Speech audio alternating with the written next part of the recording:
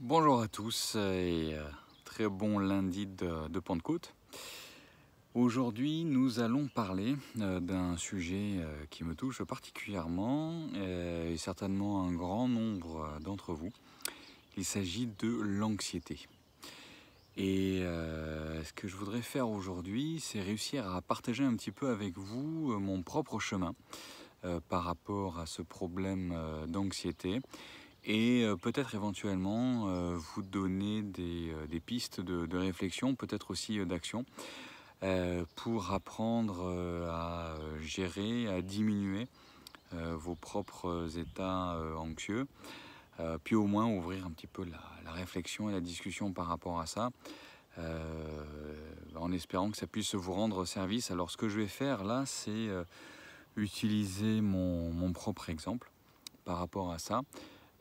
Pour que je puisse vous raconter un petit peu voilà, comment moi l'anxiété est un phénomène qui m'a touché énormément dans ma vie, qui a été et est toujours un gros sujet, mais dont je pense je me suis non pas débarrassé parce que je pense que ça fait aussi appel un peu à des états à des notions de personnalité, de ce que l'on est, de la façon dont on fonctionne, mais je peux dire que globalement quand même allez, j'ai un bon 90% de mes problèmes d'anxiété chronique ont été largement réglés, et ceci de façon non médicamenteuse. Donc ce que je propose de faire, c'est de partager un petit peu le parcours, et puis éventuellement je vais voir comment se passe la vidéo, comment les idées se présentent dans la tête, tirer un petit peu de ça des enseignements de base, des choses à appliquer en fait au quotidien. Et je suis content de faire ça aujourd'hui parce qu'aujourd'hui je viens de reprendre la méditation. Ça fait des mois que j'en ai pas pratiqué parce que ça a beaucoup bougé dans ma vie ces derniers mois.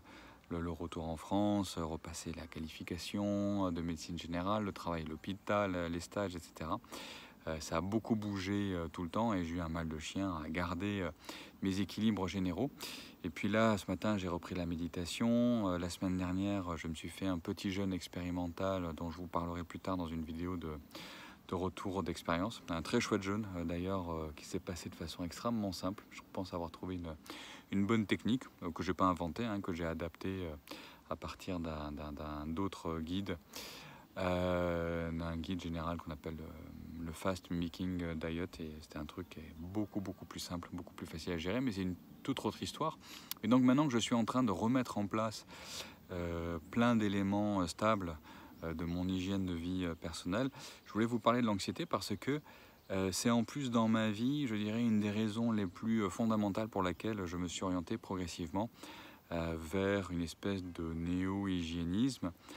Ça a vraiment correspondu chez moi à une urgence, à un moment absolu, à équilibrer ma propre vie parce que j'étais arrivé dans un moment et un état de stress, d'anxiété, de mal-être, d'une profondeur et d'une violence telle que fallait agir, autrement ça allait très mal finir, quoi. Donc, attendez, je vais m'asseoir un tout petit peu, même si je vais me faire piquer les fesses par des fourmis. On est là, voilà. Donc l'anxiété, là moi j'ai 45 ans et je peux dire que j'ai des problèmes anxieux depuis l'âge de... La première fois que je pense avoir eu des gros problèmes d'anxiété, c'est être l'âge de 2 ans et demi, 3 ans, un truc comme ça, 3 ans on va dire, 3 ans, quand il a fallu me mettre à l'école, me scolariser et sortir des jupons de ma mère. Ça a déjà été premier souvenir en tout cas de ma part d'énormes stress. Autre moment où j'ai beaucoup senti, c'était à l'âge de 5 ans, quand mon arrière-grand-mère est morte. C'était l'arrivée de la mort dans mon existence. Donc pour moi, la mort est une compagne et c'est un sujet dans ma vie de réflexion depuis que j'ai 5 ans. Sans déconner, c'est vrai. C'est vraiment quelque chose d'assez intense dans ma vie. Ça l'est toujours, mais c'est une bonne chose, je pense, maintenant que j'ai appris à domestiquer les choses. Mais toujours, voilà, au niveau anxieux, je dirais entre 3 et 5 ans, ça s'est déjà bien établi. Ça n'a fait que grossir progressivement au fur et à mesure des années, jusqu'à, je dirais, un moment où c'est arrivé à sa phase maximale dans ma vingtaine. Et dans ma vingtaine, ça avait pris des proportions, pour vous dire comment ça se traduisait. c'était un envahissement total de mon esprit. Je pouvais avoir des montées de crises d'angoisse qui allaient durer des jours, des semaines, et progressivement une réponse que j'avais trouvée, pas vraiment de façon consciente, hein, mais une réponse que j'avais trouvée, c'était une déconnexion totale avec la réalité, une mise à distance très profonde entre moi et le monde, et ça suivait généralement ce qu'on pouvait appeler, ce que j'appelais moi des phases d'explosion, des moments où j'avais l'impression que je n'existais plus, que ma personnalité avait complètement explosé, était tombée complètement en petits morceaux. J'avais plus vraiment de sens d'exister, d'être moi-même. C'est des moments où j'étais très influencé par les personnalités, par les gens qui pouvaient être autour de moi, où j'absorbais énormément. Je suis une véritable éponge empathique de toute personne qui peut être autour de moi, surtout des personnes qui pourraient avoir des personnalités assez fortes. Et ces explosions-là étaient vraiment une source de souffrance absolument incroyable, parce que vous avez vraiment, j'avais vraiment un sentiment total de ce qu'on appelle de déréalisation. C'est-à-dire que je n'étais plus rien, je ne sais plus personne. J'avais même une distance par rapport à moi physiquement, c'est-à-dire que je pouvais me regarder moi-même, regarder ma peau, mes bras, et ne plus avoir l'impression d'être. Ce qui surrajoutait à l'anxiété, à l'angoisse, à une angoisse extrêmement profonde. Et je pouvais rester ainsi pendant des jours, des semaines, avec une mise à distance progressive du reste du monde. D'abord une distance à moi-même. Déjà, j'étais étranger en moi-même et étranger par rapport au monde. Alors ça ne se voyait pas nécessairement à l'extérieur. On pouvait voir, je peux avoir un comportement un petit peu étrange, un peu distant, mais je pouvais donner le change. Vous voyez, je n'étais pas enfermé dans une chambre, prostré, même si intérieurement, dans ma tête, je l'étais complètement. Et ça arrivait extrêmement souvent, généralement en lien avec des surcharges émotionnelles qui peut être relativement faibles, mais j'avais une capacité parfois à gérer les émotions qui étaient relativement limitées.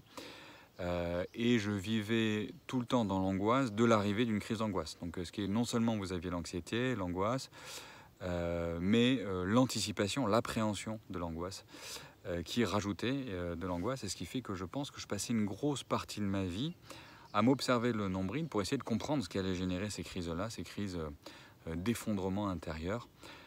Donc tout à la fois je vivais, je dirais, obsédé par l'idée de trouver ce qui générait ces crises-là. Et attendez, j'ai un petit insecte qui me chatouille l'oreille. Donc je vivais obsédé par cette appréhension-là, et avec cette envie, cette nécessité absolue de comprendre ce qui le générait, parce que je voulais absolument éviter la survenue de ces crises-là qui étaient extrêmement invalidantes. Et au pire, quand ces crises étaient très violentes, ça se manifestait de façon somatique, au niveau organique, au niveau intestinal. Parce que dans mon cas, cela me donnait des formes de ce qu'on appelle de rectocolite hémorragique, où je me retrouvais, alors c'est pas très... j'espère que vous n'écoutez pas ça quand vous êtes en train de bouffer, ça me donnait des épisodes de diarrhée sanglante. En fait, je me retrouvais avec du sang dans les selles. Et donc c'est là que je comprenais que vraiment, là, j'étais arrivé à quelque chose de bien fort, hein, bien fort. Et puis, ça allait refluer plus ou moins rapidement. Et finalement, donc, le sang allait disparaître, ça allait se calmer, et puis j'allais revenir à un état à peu près stable, mais à partir duquel j'avais toujours l'anxiété que ça revienne. Et la seule façon que j'avais trouvé de me soigner, entre guillemets, c'était la weed. Donc je me suis mis à cette époque-là à fumer énormément d'herbes, parce qu'il y avait cet effet assez paradoxal qui était que c'était quand je fumais, non pas cela, c'est pas nécessairement anxiolytique, mais pour moi c'était un moment de réintégration de mon corps, en fait, de mon être. C'était vraiment les seuls moments où j'avais l'impression de refaire unité avec moi-même, de recoller les morceaux de mon esprit. Car il faut savoir vraiment que quand j'avais ces épisodes d'effondrement, recomposer ma propre personnalité prenait des jours et des semaines. Généralement, j'étais donc à distance avec les gens parce que j'étais patiemment en train de remettre en place un petit peu d'unité dans mon esprit, recoller les morceaux. Et il se trouve que quand je fumais de l'herbe, j'avais une très nette amélioration de cet état-là. C'est-à-dire que je pense que le cannabis participait de stabiliser ma personnalité, mais avec derrière une consommation qui était trop forte et qui commençait elle-même à générer de l'anxiété. Alors soit parce qu'il me manquait de la weed, soit parce que je fumais trop et que ça la mettait en décalage du fait de la weed elle-même avec le reste du monde. Donc j'avais développé une forme d'addiction psychologique par rapport au cannabis ou à la weed, que je prenais initialement, je dirais, à visée thérapeutique, et puis qui a commencé à devenir son propre problème. Et ces soucis n'ont pas du tout disparu par magie. Ils ont continué à se développer dans ma vingtaine, dans ma trentaine, jusqu'à ce que dans ma vie, il y ait eu des changements que j'ai générés qui ont été très profonds. Donc une séparation qui a été vraiment un épisode extrêmement difficile dans ma vie. Ça a été une très très grande violence, même si j'étais celui qui a initié le processus immédiat de séparation. N'empêche que parfois il faut résoudre des problèmes dans votre vie et que c'est un petit peu s'embuter, quoi, hein. Séparation avec un enfant, ça n'a pas été un épisode facile. Donc là, une majoration des problèmes encore terrible. Et j'ai rencontré quelqu'un, c'est quelqu'un qui est devenu mon épouse. Et à une occasion très précise, je me rappelle, j'étais avec elle, on passait un bon moment. Et pour une raison complètement triviale, pas la peine de trop passer dessus, je vous raconterai ça peut-être un autre jour, mais ça a peu d'intérêt. Une occasion très triviale, j'ai eu une poussée d'angoisse, d'anxiété, d'une violence et d'une brutalité terrible. Grosso modo, il s'agissait de savoir s'il fallait aller manger dans un restaurant ou rester à faire ce que nous étions en train de faire. Je me suis retrouvé dans une espèce de dilemme impossible, alors que entre deux choix triviaux, c'est-à-dire quelque chose de complètement débile. Je me suis noyé dans un verre d'eau et ça s'est fini par une crise d'anxiété terrible, une crise de larmes terrible. Et là, je me suis dit, bon, j'ai sans doute rencontré la bonne personne pour vivre la suite de ma vie. Je ne peux pas me permettre d'amener avec moi les problèmes de la vie passée avec elle. Il faut absolument que je trouve une solution à ça. Et j'avais déjà essayé beaucoup de choses. J'avais commencé à faire un petit peu de sport qui apportait pas mal de choses. On reprendra ça après. Vaguement de temps en temps de la méditation. Mais je faisais tout seul, sans être vraiment, je dirais, compris. Personne ne me comprenait. Et je me suis dit, on va faire un truc de base. En fait, on va chercher un psychologue, on va chercher un psychothérapeute. Et j'ai trouvé un psychothérapeute assez rapidement, avec une espèce de sentiment d'urgence absolue à régler mon problème, parce que je voulais refonder ma vie. Et vraiment, il était absolument pour moi impossible que j'amène ça avec moi, quoi. Que j'amène ces bagages-là sans commencer à nettoyer le fond de ma cervelle. C'était pas possible. Donc j'ai commencé à ce moment-là une psychothérapie. Donc j'étais toujours à Hanoï, à ce moment-là, avec un psychothérapeute américain. Un mec génial avec lequel le courant est tout de suite passé, et ça aussi on reviendra dessus, et avec lequel on a fait une espèce de psychothérapie d'essence, on va dire cognitivo-comportementaliste, de la gestalt thérapie, des choses comme ça. Enfin, essentiellement, le gros du travail qu'il m'a fait faire, c'est juste de me rendre compte que j'avais effectivement un problème, mais on a travaillé ensemble à en comprendre les mécanismes, à se rendre compte, à devenir conscient de ça. Et moi, en parallèle, c'est le moment où j'ai vraiment commencé à faire de la gym, du sport régulièrement, parce que j'avais remarqué quand même, dans toutes ces années-là, que quand j'allais faire du sport, et surtout du sport d'endurance, où j'allais vraiment, entre guillemets, souffrir, pas souffrir, mais courir des longues distances, sentir, éprouver le corps, que j'allais rentrer dedans beaucoup plus facilement. Donc j'ai commencé vraiment à pratiquer ça régulièrement, et c'est surtout le moment où la méditation est rentrée dans ma vie, car elle a été un outil et même une arme, je dirais, pour devenir conscient de ce qui m'arrivait et pour prendre de la distance par rapport à ça. C'est-à-dire qu'il y a vraiment eu ça de façon conjointe, la psychothérapie. Donc chaque semaine, j'avais passé 1 heure avec lui à discuter de façon assez intense parce que j'étais très très motivé des mécanismes de la pensée. Donc en gros, avec lui, j'ai pas du tout raconté ma vie, mes traumas d'enfance, etc. Enfin, on en a parlé à titre biographique général, mais il a vraiment été question de régler maintenant les problèmes qui se présentaient maintenant et de d'abord voir comment ils se présentaient. Et le fait d'en parler avec quelqu'un qui vous guide, et d'à côté d'avoir la méditation qui participe énormément à augmenter le niveau de conscience que l'on a par rapport à soi, c'est-à-dire que l'on prend conscience de soi, a fait qu'en l'espace de, en gros, 6 mois, la psychothérapie a duré 9 mois, mais vraiment la partie intense, on se voyait toutes les semaines, a duré 6 mois. J'ai pu très très largement prendre le dessus sur mes problèmes, avec un diagnostic d'autisme de haute performance qui m'a beaucoup aidé à ce moment-là. C'est un diagnostic que par la suite j'ai remis beaucoup en cause au fur et à mesure que j'allais mieux, puis à me rendre compte que j'avais quand même des traits qui étaient extrêmement associés à des troubles du spectre autistique. Mais il est vrai que le diagnostic lui-même a été une très grande libération parce qu'il y avait une forme de, comment dire, de nom, de mots sur le problème. Et je pense que quand on a des soucis d'ordre psychologique, ça fait toujours du bien d'avoir un mot à mettre dessus, un nom de pathologie, un nom de problème, un nom de différence, qui explique quand même beaucoup de choses sur la façon dont on s'est vécu soi-même. On revisite sa vie après en se disant « Ah ouais, quand même ». Il y a un côté qui est très salvateur là-dedans, c'est que c'est pas, je dirais, c'est pas de votre faute. C'est votre responsabilité à partir du moment où vous comprenez ce que vous êtes, mais c'est pas de votre faute dans le sens qu'il y a des choses qui sont de l'ordre de l'inné ou qui sont de l'ordre de facteurs extérieurs qui vont en rendre rendu d'une certaine façon. Et ça, c'est très libérateur parce que ça diminue une grosse partie, je dirais, de la culpabilité qu'il peut y avoir à avoir des problèmes. En fait, parce que quand on a des soucis d'ordre psychologique, on se sent toujours un petit peu coupable de ça parce qu'on emmerde les autres, on s'emmerde soi-même. Et ça a été une très forte libération et ça m'a donné énormément de latitude pour agir dessus. Donc ça m'est arrivé, j'avais 36 ans, je crois, maintenant donc j'en ai 45. Et depuis, ça m'a mis dans une direction complètement différente. Et la direction, essentiellement, c'était de me rendre compte que je pouvais être attractif par rapport à ça.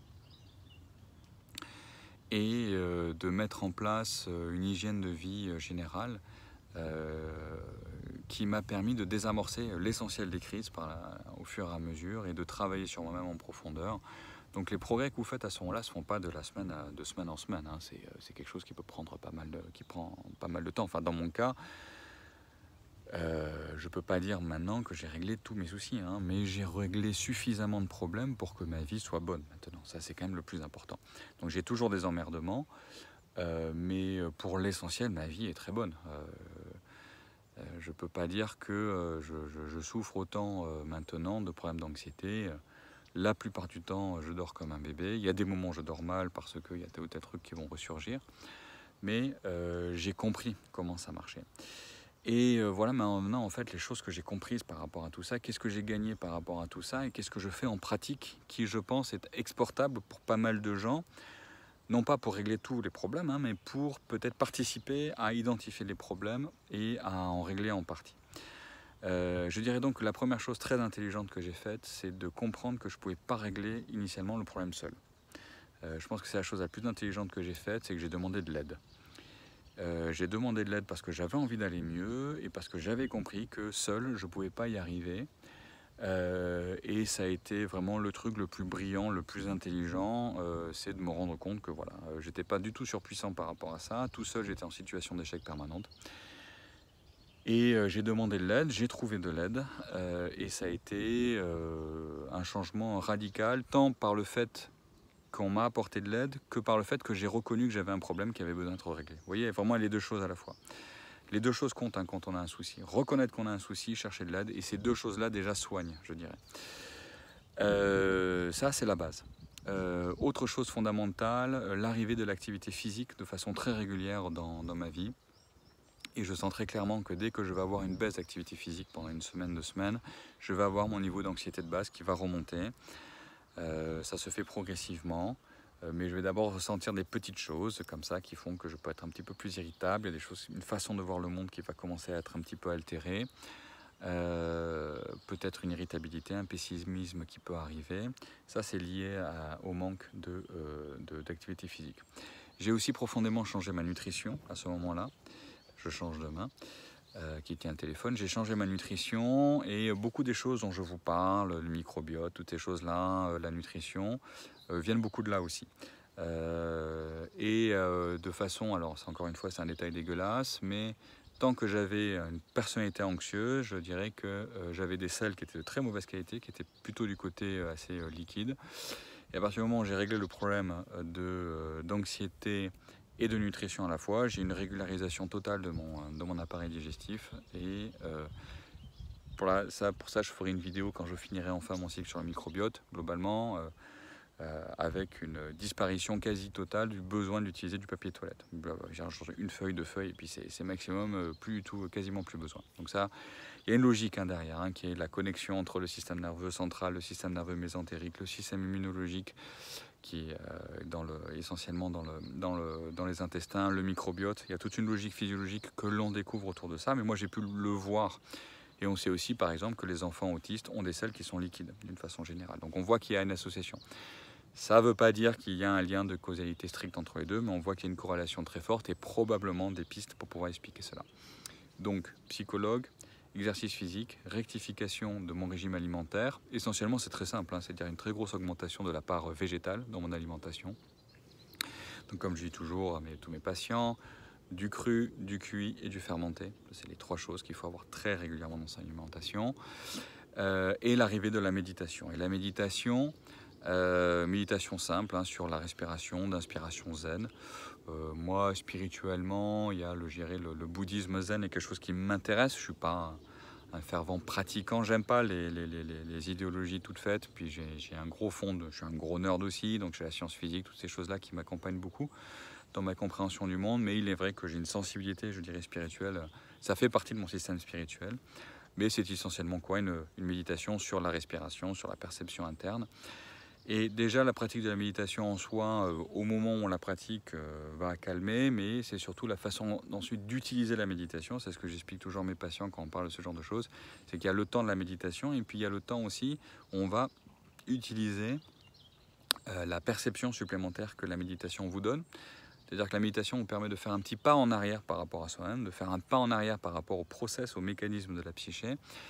Et quand on va avoir quelque chose un petit peu très émouvant qui va vous perturber dans la journée, cette capacité à faire juste un petit pas en arrière pour se rendre compte qu'on est perturbé. Et donc ne plus vivre la perturbation, mais se rendre compte qu'on est perturbé. Donc on peut commencer au moins à s'extraire un petit peu du sentiment et à agir dessus. Donc ça a été une chose absolument fondamentale. Donc ça, ce sont vraiment des piliers, je dirais, de pratique. Donc d'abord la psychothérapie, mais c'est terminé, je l'ai faite une fois. Et donc la bouffe, la gym, la méditation. Ces 3 choses-là fondamentales. Ensuite, il y a un autre niveau, c'est quand on va commencer à comprendre... Attendez, alors je vais me décaler un peu parce que je prends la lumière un petit peu trop dans la tronche. Il y a le moment où on va réfléchir et comprendre un petit peu plus ce qui se passe au niveau de l'anxiété. Et je dirais qu'il y a 2 formes, je dirais, précises qui sont liées. Il y a deux formes d'anxiété, 2 formes d'angoisse. Il y a une anxiété et il y a l'angoisse. L'anxiété, au total, je me rends compte, moi dans mon cas, et je pense que c'est vrai pour beaucoup de gens, c'est toujours lié à un objet. Il y a toujours un objet d'anxiété qui traîne quelque part, qui peut être un objet immédiat, par exemple, je sais pas moi, pour les gens qui n'aiment pas les papiers, moi j'en fais partie, je supporte pas les papiers administratifs. L'idée de me dire qu'il va falloir remplir tel ou tel formulaire, même acheter moi avant, réserver un billet d'avion sur internet, moi c'était pour moi une très grosse source d'angoisse, un très gros problème, j'étais un gros handicapé de la vie à ce niveau-là. Donc savoir qu'on allait partir en vacances et 2 semaines à l'avance, savoir que j'allais devoir prendre des billets sur internet, mais c'est un truc, moi ça me stressait à mort. Et évidemment, ma stratégie initiale, c'était une stratégie d'évitement, c'est-à-dire j'ai un problème, j'anticipe le problème, donc surtout je vais éviter d'y penser. Je vais attendre le dernier moment, et en fait pendant les 2 semaines où j'aurais pu le faire, j'aurais dû le faire, l'anxiété monte, elle va vous nourrir, on évite de penser à ce qui vous stresse, donc on utilise des manœuvres dites dilatoires, c'est-à-dire qu'on pense à autre chose, on fait autre chose, on procrastine, on fait autre chose, l'anxiété ne fait que monter, ça vous bouffe, et in fine vous allez le faire, et quand vous le faites en fait vous avez un énorme soulagement. Et là ce qu'il faut comprendre, c'est que quand il y a un truc qui vous stresse, que ce soit quelque chose qui soit en réponse immédiate, comme acheter un billet d'avion, ou à réponse plus complexe et plus différée, comme changer le cours de votre vie, faut le faire. Ce sera la seule façon de régler le problème. L'autre façon, ce sera soit les médicaments, qui peuvent être intéressants quand on a des gros problèmes d'anxiété et qu'on a besoin de se refroidir, parce qu'on a besoin de retrouver un état à peu près normal pour pouvoir répondre à un souci. Ça peut être intéressant d'avoir une utilisation d'anxiolytiques, toujours sous contrôle médical et de courte durée. Ça peut être quand même un moment, moi je suis pas contre, hein, je suis pas contre du tout, mais il faut comprendre que c'est du transitoire. Mais in fine, il y a un problème d'anxiété, il y a un objet à cette anxiété-là qui est plus ou moins facile à résoudre, qui est plus ou moins facile à affronter, mais il faut le faire. Il n'y a pas le choix, c'est comme ça. Franchement, on peut tourner autour du pot. Au bout d'un moment, on sait ce qui nous stresse, on sait ce qui nous angoisse, on peut différer. Et le problème, c'est que plus on diffère, plus ça devient problématique, plus ça fait peur, moins on a envie de le regarder, plus ça nous stresse, et puis enfin, c'est un cercle vicieux qui est terrible. Et là, je suis désolé, mais il faut affronter. La façon d'affronter, ça peut être seul, mais ça peut être aussi de demander de l'aide. Voilà. C'est-à-dire, voilà, j'ai un souci, j'ai un truc à régler, X chose, ben on demande de l'aide. Et je pense que le réflexe de demander de l'aide, c'est un truc qui est vraiment fondamental. Ça peut être des amis, un membre de la famille, un professionnel, mais il ne faut surtout pas hésiter à sortir de l'isolement de ces moments-là. Et si le même type de problème reviennent sans arrêt, ben là, le thérapeute peut être pas mal, quoi. Et puis des gens qualifiés, hein, toujours, hein, s'il vous plaît, pas des gourous Instagram qui ont fait 2 mois de formation à la con quelque part. Non, c'est sérieux. Hein, aider les gens, c'est quelque chose de sérieux, il faut te former. Ça, c'est la première chose. La deuxième chose, c'est l'angoisse. Je dirais l'angoisse essentielle, l'angoisse existentielle. Ça, c'est différent. Il peut y avoir un vertige existentiel, un vertige d'angoisse. Moi, je l'ai commencé vraiment, le moment où je me le rappelle le plus, c'est vraiment à 5 ans, quand ma mère m'a dit que ma arrière-grand-mère était morte. J'ai senti le truc me saisir en profondeur. C'est vraiment comprendre qu'il y avait bien pire que la séparation de ma mère d'avec ma mère pour aller à l'école. Il y avait la mort, la disparition totale, le voile noir, l'absence, le vide. Et puis j'ai essayé de croire à la vie d'après, etc. Mais pour moi, ça ne marche pas. Il y a trop de raisons pour lesquelles ça ne peut pas fonctionner. Ça, c'est une quête. Et à cela, je donnerai quand même un élément de réponse pour tous les gens qui regardent cette vidéo maintenant et qui ne sont pas dans un système de croyance dans lequel ils vont en fait, un peu déplacer en quelque sorte l'anxiété de la mort, parce qu'ils vont croire au paradis, à la réincarnation, à ce genre de choses. Moi, ce n'est pas des choses auxquelles j'adhère. Je respecte complètement les gens qui vont avoir ces systèmes-là de croyance, c'est juste que pour moi, ça ne passe pas. Pourtant, j'ai la foi, hein, mais pas en ça. Je vous dirais que la réponse la plus centrale, la plus évidente, et ce qui est amusant, qui est aussi prescrite par les systèmes religieux, c'est qu'il faut se décentrer. C'est-à-dire que, mes chers amis, votre vie, le sujet de votre vie, c'est pas vraiment vous, en fait. Il y a eu une vie avant, il y a eu une vie après. Moi, c'est la façon en tout cas que j'utilise pour dépasser ce problème-là, c'est cette notion-là que il y a eu des êtres humains avant, il y a eu de la vie avant, il y a quelque chose de beaucoup plus grand de toute façon qui est le monde du vivant, qui est l'univers, qui était présent avant, qui est présent pendant mon existence et qui sera là encore après. Et je pense qu'on ne peut pas, de toutes les manières, pour répondre à la notion d'angoisse existentielle, on ne peut pas faire l'impasse sur une réflexion spirituelle, philosophique. Moi, j'ai trouvé des réponses. Je n'ai pas trouvé toutes les réponses, mais j'ai trouvé des réponses. Mais mes réponses sont que le sens de la vie, c'est de recevoir, transformer et transmettre. Et en cela, moi, je m'inscris dans une chaîne qui me dépasse, qui était là avant, qui sera là après. Donc, en quelque sorte, c'est là que je trouve mon immortalité. Je trouve mon immortalité dans mon action, en me disant que mon action se perpétuera au travers de ce que j'aurais fait de bien ou de mal. J'espère plus de bien que de mal. Et aux gens qui me posent la question, mais en fait, voilà, tu sais pas ce qu'il y a après la mort, etc. Effectivement, je sais pas. Et puis on me dit, bah, à ton avis, qu'est-ce qu'il y a? Ben, moi, je dis, après la mort, il y a la vie des autres. Voilà, je vous embrasse, portez-vous bien, à très bientôt.